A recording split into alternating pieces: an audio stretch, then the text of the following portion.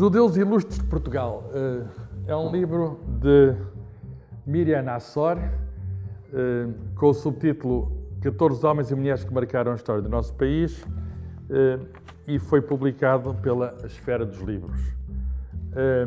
O prefácio é de Miguel Esteves Cardoso, que é um personagem jornalista e personagem pública portuguesa bem conhecida, que adotou a religião judaica. Aliás, a história aparece aqui contada, o encontro dele com o Rabi.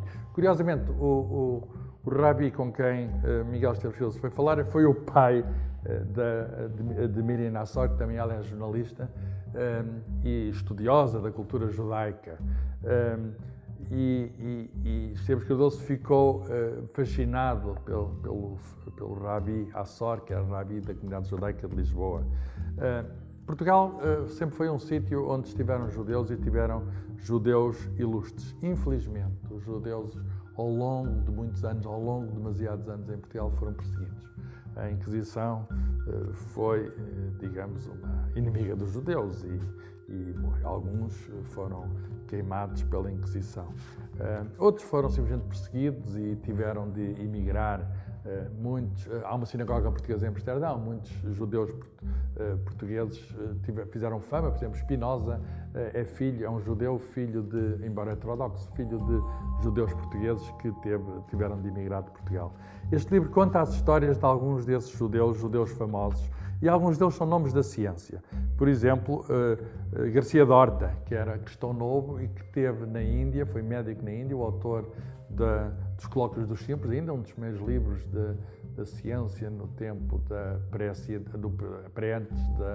no tempo anterior à Revolução Científica. E Garcia de Horta não foi perseguido em vida, mas foi depois de morta. Os seus ossos foram, desenterrados e foram incinerados sob a acusação de judaísmo. A própria irmã foi queimada viva. E Pedro Nunes não foi incomodado em vida, mas os seus netos foram presos pela Inquisição e tiveram condenados longos anos. É um dos maiores matemáticos portugueses e um dos maiores do mundo de todos os tempos. Não pôde escapar. Conseguiu escapar, mas a família não.